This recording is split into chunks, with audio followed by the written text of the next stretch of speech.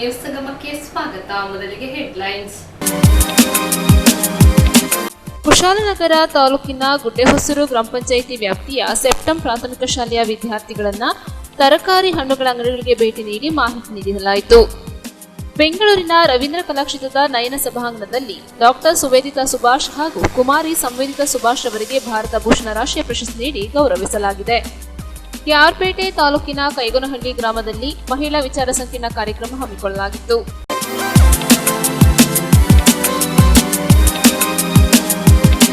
ಬೆಂಗಳೂರಿನ ರವೀಂದ್ರ ಕಲಾಕ್ಷೇತ್ರದ ನಯನ ಸಭಾಂಗಣದಲ್ಲಿ ನಾಟ್ಯ ಮಯೂರಿ ನೃತ್ಯ ಟ್ರಸ್ಟ್ ವತಿಯಿಂದ ಡಾಕ್ಟರ್ ಸುವೇದಿತಾ ಸುಭಾಷ್ ಹಾಗೂ ಕುಮಾರಿ ಸಂವೇದಿತಾ ಸುಭಾಷ್ ಅವರಿಗೆ ಭಾರತ ಭೂಷಣ ರಾಷ್ಟ್ರೀಯ ಪ್ರಶಸ್ತಿ ನೀಡಿ ಗೌರವಿಸಿದೆ.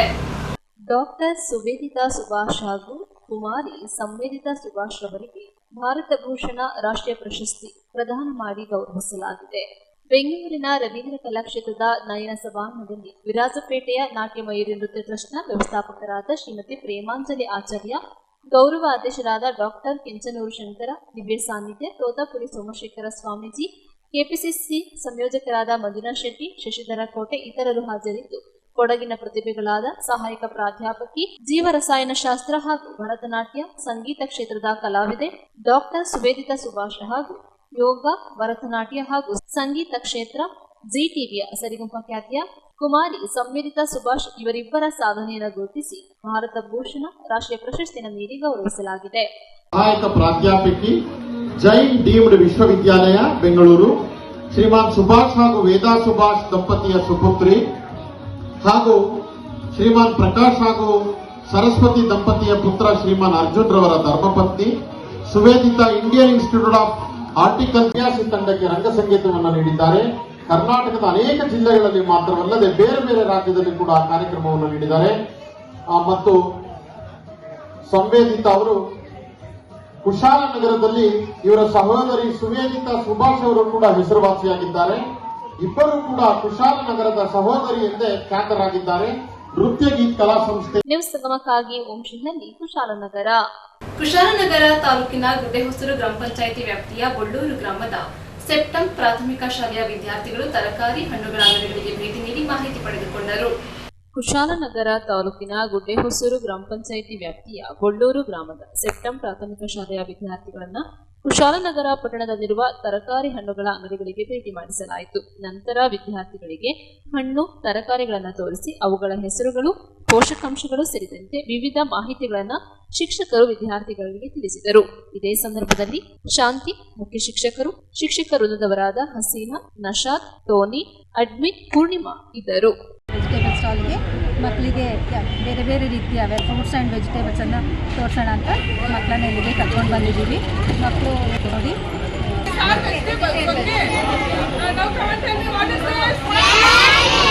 ನ್ಯೂಸ್ ಸಂಗಮಕ್ಕಾಗಿ doctor H M Raghukoti, Kushalnagar.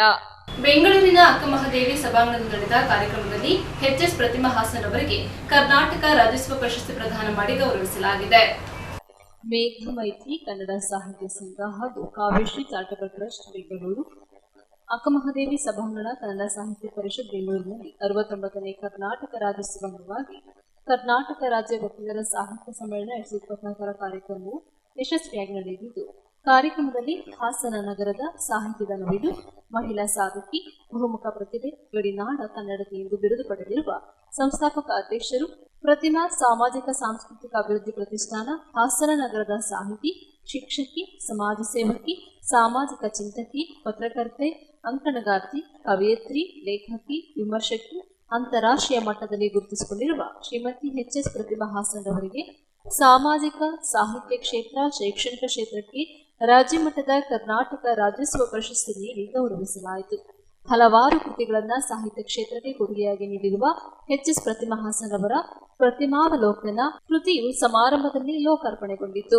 ಪ್ರತಿಮಾವಲೋಕನ ಕೃತಿ ಲೋಕಾರ್ಪಣೆಯನ್ನ ಎಂ. ಪ್ರಕಾಶ್ ಮೂರ್ತಿ, ಅಧ್ಯಕ್ಷರು, ಕನ್ನಡ ಸಾಹಿತ್ಯ ಪರಿಷತ್ ಬೆಂಗಳೂರು ಹಾಗೂ ಅತಿಥಿಗಳು ಕೃತಿ ಬಿಡುಗಡೆಯನ್ನ ಮಾಡಿದರು. ಕಾರ್ಯಕ್ರಮದಲ್ಲಿ ಸಮ್ಮೇಳನಾಧ್ಯಕ್ಷರಾದ ನಂಜಪ್ಪ ಕಾಳೇಗೌಡ, ವಕೀಲರು, ಸಂಸ್ಕೃತಿ ಚಿಂತಕರು, ಶ್ರೀ ಪ್ರಕಾಶ್ ವಸ್ತ್ರದ ಸಾಹಿತಿಗಳು ಮತ್ತು ವಕೀಲರು, ಮುದೋಳು, ಬಾಗಲಕೋಟೆ ಜಿಲ್ಲೆ, ಸಿಎಂ ರಮೇಶ್ ಕಮತಗಿ, ಅಧ್ಯಕ್ಷರು, ಮೇಘ ಮೈತ್ರಿ ಕನ್ನಡ ಸಾಹಿತ್ಯ ಸಂಘ ಬಾಗಲಕೋಟೆ ಜಿಲ್ಲೆ ಹಾಗೂ ಡಾಕ್ಟರ್ ಶಿವಣ್ಣಜಿ, ಸಂಸ್ಥಾಪಕ ಅಧ್ಯಕ್ಷರು, ಕಾವ್ಯಶ್ರೀ ಚಾರಿಟಬಲ್ ಟ್ರಸ್ಟ್ ಬೆಂಗಳೂರು, ಇನ್ನೂ ಹಲವರು ಉಪಸ್ಥಿತರಿದ್ದರು.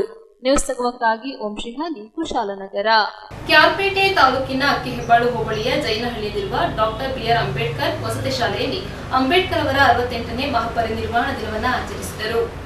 ಕೆಆರ್ಪೇಟೆ ತಾಲೂಕಿನ ಅಕ್ಕಿಹೆಬ್ಬಾಳು ಹೋಬಳಿಯ ಜೈನಹಳ್ಳಿಯಲ್ಲಿರುವ ಡಾಕ್ಟರ್ ಬಿ.ಆರ್. ಅಂಬೇಡ್ಕರ್ ವಸತಿ ಶಾಲೆಯಲ್ಲಿ ಅಂಬೇಡ್ಕರ್ ಅವರ 68ನೇ ಮಹಾಪರಿನಿರ್ವಾಣ ದಿನದ ಅಂಗವಾಗಿ ಭಾರತೀಯರಾದ ನಾವು ಎಂಬ ನಾಟಕವನ್ನು ಗ್ರಾಮೀಣ ವಿದ್ಯಾರ್ಥಿಗಳು ಅದ್ಭುತವಾಗಿ ಅಭಿನಯಿಸಿ ಸಂಯಮಿಸಿಕೊಂಡರು. ಸಮಾಜ ಕಲ್ಯಾಣ ಇಲಾಖೆ, ಕರ್ನಾಟಕ ವಸತಿ ಶಿಕ್ಷಣಗಳ ಸಂಸ್ಥೆ, ಲೋಕಾಯನ ಕಲ್ಚರಲ್ ಫೌಂಡೇಶನ್ ಹಾಗೂ ಕರ್ನಾಟಕ ನಾಟಕ ಅಕಾಡೆಮಿಯ ಸಹಯೋಗದಲ್ಲಿ ನಡೆದ ಈ ನಾಟಕ ಪ್ರದರ್ಶನ ಉದ್ಘಾಟಿಸಿದ ರಾಜ್ಯ ಆರ್ಟಿಒ ಅಧಿಕಾರಿಗಳ ಸಂಘದ ಅಧ್ಯಕ್ಷರಾದ ಮಲ್ಲಿಕಾರ್ಜುನ್ ಮಾತನಾಡಿ, ವಿಶ್ವ ಶ್ರೇಷ್ಠವಾದ ಸಂವಿಧಾನದ ಬಲದಿಂದಾಗಿ ಜಾತ್ಯತೀತ ರಾಷ್ಟ್ರವಾದ ಭಾರತ ದೇಶದಲ್ಲಿ ಇಂದು ನಾವೆಲ್ಲರೂ ಸಹೋದರತೆಯಿಂದ ಒಂದಾಗಿ ಸಂತೋಷದಿಂದ ಜೀವನ ನಡೆಸುತ್ತಿದ್ದೇವೆ ಎಂದರು. ಪುರಸಭೆ ಸದಸ್ಯರಾದ ಡಿ. ಪ್ರೇಮ್ಕುಮಾರ್ ಸಂವಿಧಾನದ ಆಶಯಗಳು ಇಂದಿಗೂ ಈಡೇರದಿರುವ ಬಗ್ಗೆ ವಿಷಾದ ವ್ಯಕ್ತಪಡಿಸಿ, ಜಾತಿ, ಮತ, ಪಂಥಗಳಿಂದ ಮುಕ್ತವಾದ ಸಮಾಜ ನಿರ್ಮಾಣಕ್ಕೆ ಸಂವಿಧಾನವು ದಿಶಕ್ತಿಯಾಗಿದೆ. ಸಂವಿಧಾನದ ತಳಹದಿಯಲ್ಲಿ ನಮ್ಮ ದೇಶವು ಪ್ರಗತಿಯ ದಿಕ್ಕಿನತ್ತ ಸಾಗುತ್ತಿದ್ದು ವಿಶ್ವದ ಶಕ್ತಿಶಾಲಿ ರಾಷ್ಟ್ರಗಳ ಪೈಕಿ ಮುಂಚೂಣಿಯಲ್ಲಿದೆ ಎಂದು ಪ್ರೇಮ್ಕುಮಾರ್ ತಿಳಿಸಿದರು. ಕಾರ್ಯಕ್ರಮದಲ್ಲಿ ಮಾಜಿ ಶಾಸಕರಾದ ಕೆಬಿ ಚಂದ್ರಶೇಖರ್, ತಾಲೂಕು ಪಂಚಾಯಿತಿ ಮಾಜಿ ಅಧ್ಯಕ್ಷರಾದ ವಿಜಯಲಕ್ಷ್ಮಿ, ರಾಜಶೇಖರ್, ಗ್ರಾಮ ಪಂಚಾಯಿತಿ ಉಪಾಧ್ಯಕ್ಷರಾದ ನಾಗಮ್ಮ ಜಲೇಂದ್ರ, ಸದಸ್ಯರಾದ ಸುಂದರೇಶ್, ತಾರಶ್ರೀ, ಮುಕುಂದ, ಮುಖಂಡರಾದ ದಿನೇಶ್, ರಾಘವೇಂದ್ರ ಗೌಡಪ್ಪ, ತಿಮ್ಮಪ್ಪ ಗೌಡ, ಜೈನಹಳ್ಳಿ ಹರೀಶ್, ಕೆಆರ್ ನೀಲಕಂಠ, ಗವಿಮಠ ಮೊರಾರ್ಜಿ ದೇಸಾಯಿ ವಸತಿ ಶಾಲೆಯ ಪ್ರಾಂಶುಪಾಲರಾದ ಪ್ರಸನ್ನಕುಮಾರ್, ಸಂಗೀತ ನಿರ್ದೇಶಕರಾದ ಶ್ರೀಕಾಂತ್ ಚಿಮ್ಮಲ್, ಜಯಶ್ರೀ ಚಿಮ್ಮಲ್, ರವಿ ಶಿವಕುಮಾರ್ ಮತ್ತಿತರರು ಕಾರ್ಯಕ್ರಮದಲ್ಲಿ ಭಾಗವಹಿಸಿದ್ದರು.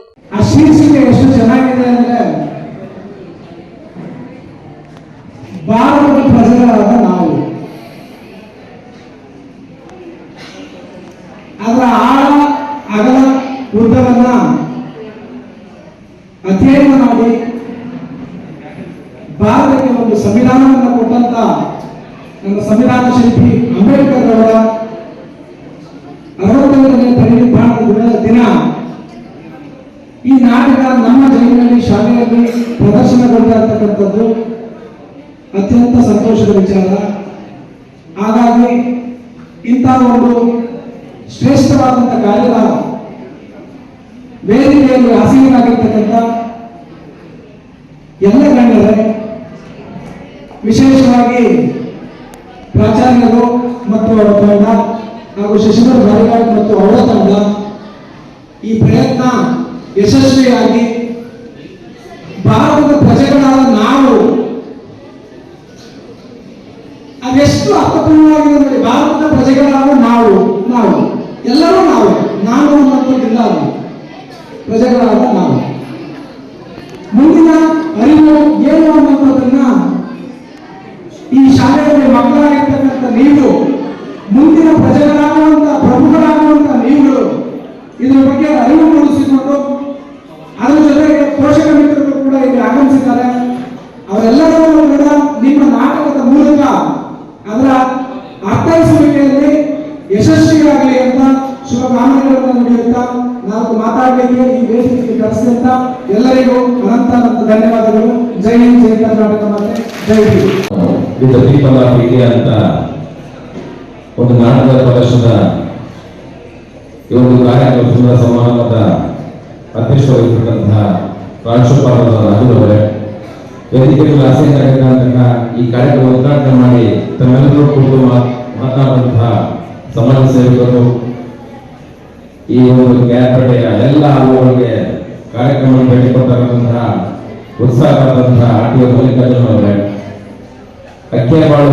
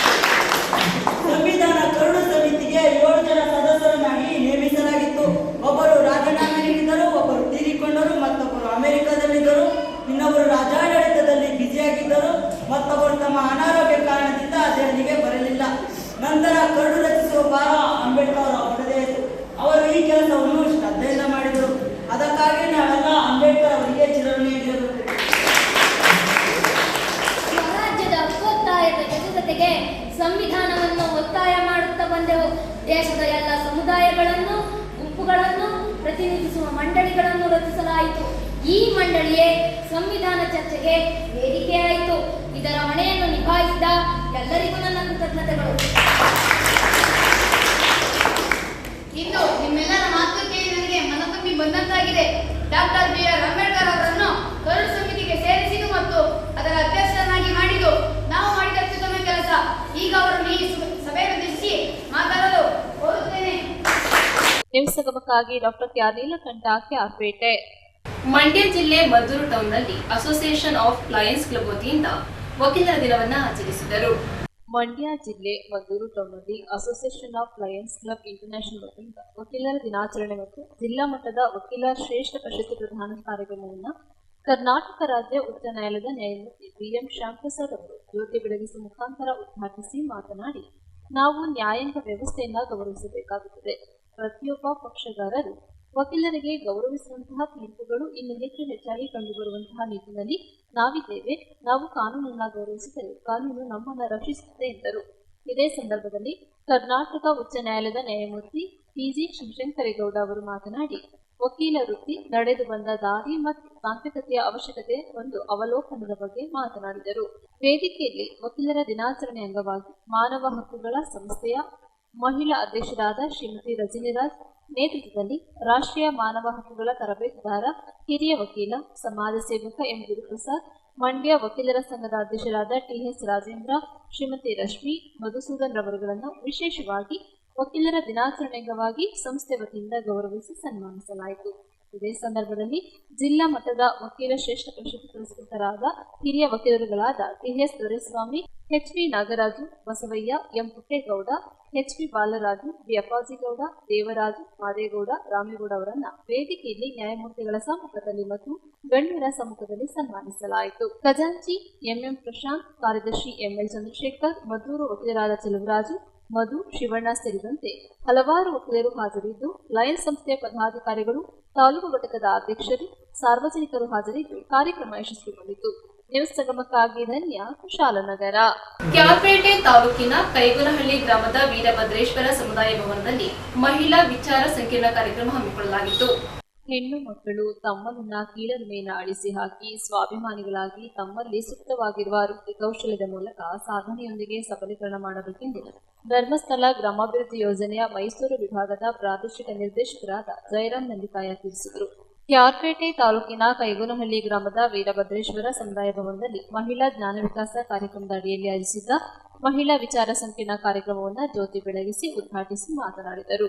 ಹೆಣ್ಣೊಂದು ಕಲಿತರೆ ಶಾಲೆಯೊಂದು ತೆರೆದಂತೆ ಎಂಬ ಹಿರಿಯರ ನಾನುಡಿಯಂತೆ ಸಮಾಜದಲ್ಲಿ ಇಂದು ಪುರುಷರಿಗೆ ಸರಿಸಮಾನವಾಗಿ ಕೆಲಸ ಮಾಡುತ್ತಾ ರಾಷ್ಟ್ರದ ಅಭಿವೃದ್ಧಿಗೆ ತಮ್ಮ ಸೇವೆಯನ್ನು ಪ್ರಾಮಾಣಿಕವಾಗಿ ಸಲ್ಲಿಸುತ್ತಿದ್ದಾರೆ. ತಾಯಿಯಾಗಿ, ಸಹೋದರಿಯಾಗಿ, ಮಗಳಾಗಿ ಇಡೀ ಕುಟುಂಬವನ್ನು ಮುನ್ನಡೆಸುತ್ತಿರುವ ಹೆಣ್ಣು ಮಕ್ಕಳ ಮೇಲೆ ಪುರುಷ ಪ್ರಧಾನ ಸಮಾಜದಿಂದ ನಿರಂತರವಾಗಿ ದೌರ್ಜನ್ಯ ನಡೆದಿದೆ. ಅನ್ಯಾಯ, ಅಕ್ರಮ ಹಾಗೂ ಶೋಷಣೆ ವಿರುದ್ಧ ಹೆಣ್ಣು ಮಕ್ಕಳು ಹೋರಾಟ ನಡೆಸಬೇಕು. ಹೆಣ್ಣು ಭ್ರೂಣ ಹತ್ಯೆಯಂತಹ ಸಾಮಾಜಿಕ ಅನಿಷ್ಟಗಳ ವಿರುದ್ಧ ಸಿಡಿದೇಳಬೇಕೆಂದು ಜಯರಾಮ್ ನೆಲ್ಲಿತಾಯ ಕರೆ ನೀಡಿದರು.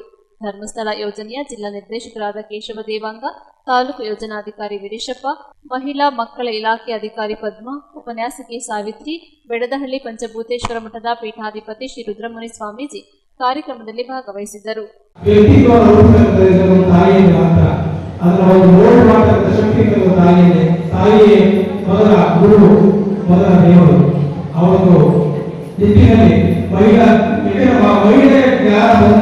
ಜ್ಞಾನ ವಿಕಾಸ ಆದರೆ ಸಮಾಜದ ಆಗ್ತಕ್ಕಂಥ ಪರಿಣಾಮಗಳೇ ದುಷ್ಪರಿಣಾಮಗಳಿವೆ. ಯಾಕಂದ್ರೆ ಇನ್ನೊಬ್ಬರಿಗೆ ಕೆಡದ ದುಷ್ಪರಿಣಾಮ ಆ ತಾಯಿ ಕೊಟ್ಟಂತ ಒಳ್ಳೆ ವಿಚಾರಗಳಿಂದ ಸಂಸ್ಕಾರವನ್ನ ಸಂಸ್ಕೃತಿಯನ್ನು ನಡೆಸುತ್ತೆ. ಒಬ್ಬ ಏನು ಇವತ್ತು ಪ್ರತಿಯೊಬ್ಬ ಸಮಾಜವನ್ನ ನೇತಾಸನ ಸೃಷ್ಟಿ ಮಾಡುವುದು ಮೊದಲ ತಾಯಿ. ಆ ತಾಯಿ ಕೊಟ್ಟಂತಹ ಜ್ಞಾನ, ಆ ತಾಯಿ ಕೊಟ್ಟಂತಹ ಸಂಸ್ಕಾರ, ಆ ತಾಯಿ ನೀಡಿದಂತಹ ಮಗನಿಗೆ ಕೊಟ್ಟಂತಹ ಮನೋಬಲ, ಆ ಒಂದು ಸಂಸ್ಕಾರವನ್ನ ಈ ಒಂದು ಎಲ್ಲ ಶಿಬಿರಗಳಲ್ಲಿ ಈ ಧರ್ಮಸ್ಥಳ ಗ್ರಾಮಾಭಿವೃದ್ಧಿ ಯೋಜನೆ ಎಲ್ಲ ಅಡಿಯಲ್ಲಿ ಈ ಒಂದು ಮಹಿಳಾ ಜ್ಞಾನ ವಿಕಾಸ ಕಾರ್ಯಕ್ರಮ ಎಲ್ಲರಿಗೂ ಇವತ್ತು ಸಿಗ್ತಾ ಇದೆ. ನಿಮ್ಮಲ್ಲಿ ಇರ್ತಕ್ಕಂಥ ಅಧೈರ್ಯವನ್ನ, ಭಯವನ್ನ, ನಿರ್ಲಕ್ಷ್ಯವನ್ನ ಎಲ್ಲವನ್ನ ಕಳೆದು ನಾನು ಈ ಸಮಾಜದಲ್ಲಿ ನನಗೂ ಅವಕಾಶ ಇದೆ, ಮತ್ತೆ ನನಗೂ ಜ್ಞಾನ ಇದೆ, ಮತ್ತೆ ಕಾನೂನಿನ ಅರಿವಿದೆ, ಎಲ್ಲವನ್ನ ತಿಳಿಸಿಕೊಡುವಂತ ಈ ಒಂದು ಕಾರ್ಯಕ್ರಮ ಇಷ್ಟು ಸಂಪೂರ್ಣ ಯಶಸ್ವಿಯಾಗಿ ಹೋಗ್ತಾ ಇದೆ. ಮುಂದೆ ಈ ಕಾರ್ಯಕ್ರಮಗಳು ಪ್ರತಿ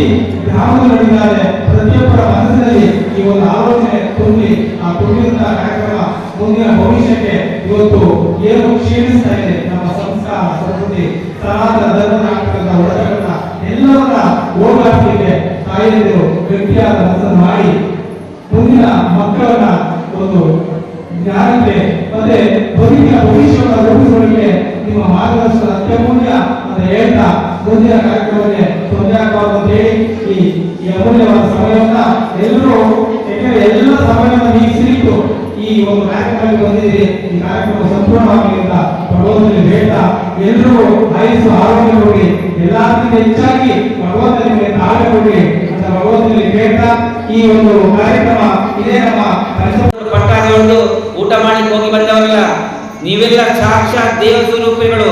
ಇಲ್ಲಿಗೆ ಬಂದ ಎಲ್ಲ ತಾಯಂದಿರು ಕೆಕ್ಕೇರಿಯ ಸಾಕ್ಷಾತ್ ತಾಯಿಯ ದೇವ ಸ್ವರೂಪಿಯಾಗಿ ಇಲ್ಲಿ ಬಂದು ಕೂತ್ಕೊಂಡಿದ್ದೀರಿ. ನೀವು ಪ್ರತಿಯೊಬ್ಬರಿಗೂ ಮಕ್ಕಳಿದ್ದಾರೆ, ಪ್ರತಿಯೊಬ್ಬರಿಗೂ ಸಂಸಾರ ಇದೆ, ಪ್ರತಿಯೊಬ್ಬರಿಗೂ ಜವಾಬ್ದಾರಿ ಇದೆ.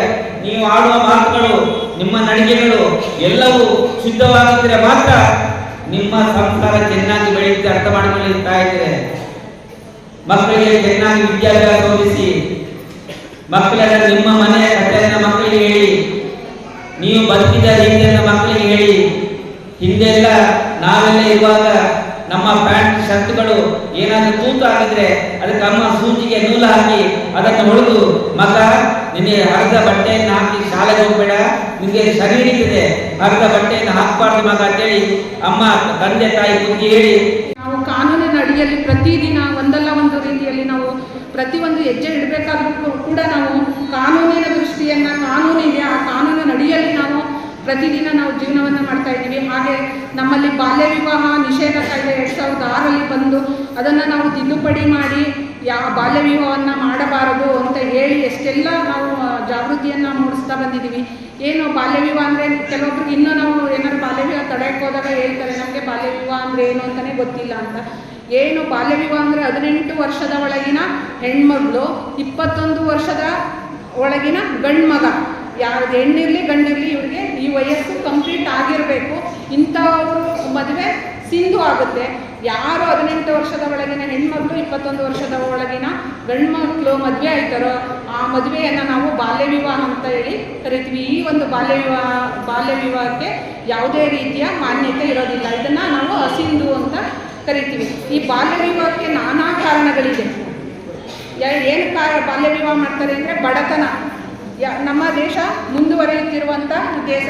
ನಮ್ಮ ದೇಶದಲ್ಲಿ ಏನಾಗಿದೆ ಅಂದರೆ ಬಡತನ ಜಾಸ್ತಿ ಆಗಿದೆ. ಈ ಬಡತನದಿಂದ ಏನು ಮಾಡ್ತಾ ಇದ್ದಾರೆ, ಹೆಣ್ಮಕ್ಳು ಯಾವುದೋ ಒಂದು ಶ್ರೀಮಂತ ಕುಟುಂಬದಿಂದ ಒಬ್ಬ ಪುರುಷ ಬರ್ತಾನೆ, ನಾವು ಬಡತನದಲ್ಲಿದ್ದೀವಿ, ನನ್ನ ಮಗಳು ನನ್ನ ರೀತಿ ಬಡತನದ ರೀತಿ ಅನುಭವಿಸಬಾರ್ದು, ಅವಳು ಚೆನ್ನಾಗಿದೆ, ಒಬ್ಬ ಶ್ರೀಮಂತ ಮನೆಗೆ ನಾವು ನನ್ನ ಮಗಳನ್ನು ಮದುವೆ ಮಾಡಿದ್ರೆ ಚೆನ್ನಾಗಿರ್ತಾಳೆ ಅನ್ನೋ ಒಂದು ದೃಷ್ಟಿಯಿಂದ ಒಂದು ಬಾಲ್ಯ ವಿವಾಹ. ಚಿಕ್ಕ ಮಕ್ಕಳು ಇದ್ದೀರಾ, ನಿಮ್ಮ ಶಿಷ್ಯರು ಇದ್ದಾರೆ, ನಿಮ್ಮೆಲ್ಲರಿಗೂ ಬೆಳಗಿನ ಶುಭ ವಂದನೆಗಳನ್ನ ಹೇಳ್ತಾ, ಈಗಾಗಲೇ ಮೇಡಮ್ ಅವರು ಹೇಳಿದ್ರು ಬಾಲ್ಯ ವಿವಾಹದ ಬಗ್ಗೆ ಮಾತಾಡಿದ್ರು ತುಂಬಾ ವಿಚಾರಗಳನ್ನ. ನನಗೂ ಕೂಡ ಅದೇ ವಿಷಯವನ್ನ ಕೊಟ್ಟಿದ್ರು, ಬಾಲ್ಯ ವಿವಾಹ ಅದ್ರ ಬಗ್ಗೆ, ಅದರ ದುಷ್ಪರಿಣಾಮಗಳ ಬಗ್ಗೆ ತಿಳಿಸ್ಕೊಡಿ ಅಂತ. ಸಾಕಷ್ಟು ವಿಚಾರಗಳನ್ನ ಮೇಡಮ್ ಅವರು ನಮಗೆ ತಿಳಿಸ್ಕೊಟ್ಟಿದ್ದಾರೆ. ಆದ್ರೆ ಈ ಒಂದು ಬಾಲ್ಯ ವಿವಾಹದ ಪರಿಣಾಮಗಳನ್ನ ನೋಡ್ತಾ ಹೋದ್ರೆ ಇಡೀ ದಿನ ಹೇಳಿರೋದು ಸಾಲದು. ಈಗ ಬೇಗ 15 ವರ್ಷಕ್ಕಿಂತ ಮೊದಲು ಹೆಣ್ಮಕ್ಳು ಮತ್ತು 21 ವರ್ಷಕ್ಕಿಂತ ಮೊದಲು ಗಂಡು ಮಕ್ಕಳು ಮದುವೆನ ಮಾಡ್ತಾರೆ. ಹೆಣ್ಮಕ್ಳು 14 ವರ್ಷದವರಾಗಿದ್ದು 25 ವರ್ಷದ ನಂತರ ಅಂದರೆ ಹಿರಿಯ ವ್ಯಕ್ತಿ ಆಗಿದ್ದು ಕೂಡ ಅಂಥವರು ಕೂಡ ಈಗಿನ ಕಾಲದಲ್ಲಿ ಮದುವೆಗಳನ್ನ ಮಾಡ್ತಿದ್ದಾರೆ. ಅದನ್ನು ಕೂಡ ಬಾಲ್ಯ ವಿವಾಹ ಅಂತ ಹೇಳ್ತಾರೆ. ಬಾಲ್ಯ ವಿವಾಹದ ದುಷ್ಪರಿಣಾಮಗಳಲ್ಲಿ ಸಾಕಷ್ಟು ವಿಚಾರಗಳ ಜೊತೆಗೆ ನಾನು ಹೇಳಬೇಕು ಅಂದರೆ ಇತ್ತೀಚೆಗೆ ಗರ್ಭಕೋಶದ ಆಪರೇಷನ್ ಎಲ್ಲಿ ಹೇಳಿದ್ರು ಯೂಟ್ರಸ್ ಆಪರೇಷನ್ ಮಾಡ್ತಿದ್ದಾರೆ, ಯೂಟ್ರಸ್ ಆಪರೇಷನ್ ಮಾಡ್ತಿದ್ದಾರೆ ಅಂತ ಅನ್ನೋ ಮಾತನ್ನ ನಾವು ನಿಮ್ಮೆಲ್ಲ ಕೇಳಿರ್ಬೋದು. ಇದಕ್ಕೆ ಕಾರಣ ಏನಪ್ಪಾ ಅಂತಂದ್ರೆ ಈ ಒಂದು ಬಾಲ್ಯ ವಿವಾಹ ಅಂತಾನೆ ನಾವು ಹೆಚ್ಚಿನಕ್ಕೆ ಹೇಳ್ಬೋದಾಗಿದೆ. ಗರ್ಭಕೋಶದ ತೊಂದರೆ ಆಗಿರ್ಬೋದು, ಹೆಚ್ಚಿನ ರಕ್ತಸ್ರಾವ ಆಗಿರ್ಬೋದು, ಈ ಚಿಕ್ಕ ವಯಸ್ಸಿನಲ್ಲಿ ಹೆರಿಗೆ ಆದಂತಹ ಸಂದರ್ಭದಲ್ಲಿ ಹೆಚ್ಚು ರಕ್ತಸ್ರಾವ ಆಗಿ ಮರಣ ಹೊಂದುವಂತಹ ಸಂದರ್ಭಗಳು ಇವೆ. ಇದನ್ನೆಲ್ಲ ಮನಗಂಡು ಪೋಷಕರು ತಮ್ಮ ಮಕ್ಕಳನ್ನ ವಿವಾಹದ ವಯಸ್ಸಿಗೆ ಬಂದ ಮೇಲೆ ಮಕ್ಕಳನ್ನ ಮದುವೆ ಮಾಡಬೇಕು ಅನ್ನೋ ಜವಾಬ್ದಾರಿಯನ್ನ ತಾವು ನಿರ್ವಹಿಸಬೇಕಾಗಿದೆ. ಮತ್ತೆ ಮೂಢನಂಬಿಕೆಗಳ ಬಗ್ಗೆ ಒಂದೆರಡು ಅಂಶಗಳನ್ನ ತಮ್ಮಲ್ಲಿ ಹಂಚ್ಕೊಳ್ತೀನಿ. ಮೂಢನಂಬಿಕೆಗಳು ಅಂತಂದ್ರೆ ಅದಕ್ಕೆ ಏನು ಸಾಕ್ಷಿನೇ ಇರೋದಿಲ್ಲ, ಸುಮ್ಮನೆ ನಂಬುವಂಥದ್ದು. ಈಗ ಉದಾಹರಣೆಗೆ ಎಲ್ಲೋ ಹೊರಟಿರ್ತೀವಿ, ಬೆಟ್ಕಡ್ಡ ಬಂದು ಹೇಳೋದು, ಕಾಲಿಗೆ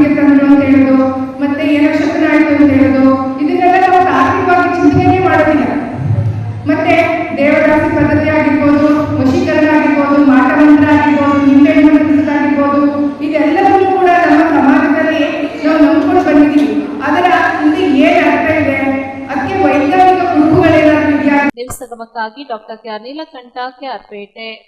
ಕೊನೆಯಲ್ಲಿ ಮತ್ತೊಮ್ಮೆ ಹೆಡ್ಲೈನ್ಸ್. ಕುಶಾಲನಗರ ತಾಲೂಕಿನ ಗುಡ್ಡೆಹೊಸೂರು ಗ್ರಾಮ ಪಂಚಾಯಿತಿ ವ್ಯಾಪ್ತಿಯ ಸೆಪ್ಟಂ ಪ್ರಾಥಮಿಕ ಶಾಲೆಯ ವಿದ್ಯಾರ್ಥಿಗಳನ್ನ ತರಕಾರಿ ಹಣ್ಣುಗಳ ಅಂಗಡಿಗಳಿಗೆ ಭೇಟಿ ನೀಡಿ ಮಾಹಿತಿ ನೀಡಲಾಯಿತು. ಬೆಂಗಳೂರಿನ ರವೀಂದ್ರ ಕಲಾಕ್ಷೇತ್ರದ ನಯನ ಸಭಾಂಗಣದಲ್ಲಿ ಡಾಕ್ಟರ್ ಸುವೇದಿತಾ ಸುಭಾಷ್ ಹಾಗೂ ಕುಮಾರಿ ಸಂವೇದಿತಾ ಸುಭಾಷ್ ಅವರಿಗೆ ಭಾರತ ಭೂಷಣ ರಾಷ್ಟ್ರೀಯ ಪ್ರಶಸ್ತಿ ನೀಡಿ ಗೌರವಿಸಲಾಗಿದೆ. ಕೆಆರ್ಪೇಟೆ ತಾಲೂಕಿನ ಕೈಗೋನಹಳ್ಳಿ ಗ್ರಾಮದಲ್ಲಿ ಮಹಿಳಾ ವಿಚಾರ ಸಂಕಿರಣ ಕಾರ್ಯಕ್ರಮ ಹಮ್ಮಿಕೊಳ್ಳಲಾಗಿತ್ತು.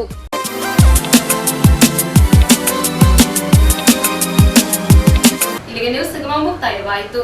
ಸುದ್ದಿ, ಮಾಹಿತಿ, ಮನರಂಜನೆಗಾಗಿ ನೋಡ್ತಾ ಇರಿ ಸಂಗಮ ಟಿವಿ. ವಂದನೆಗಳೊಂದಿಗೆ ಸುಪ್ರೀತಾ ಎಲ್ಎನ್.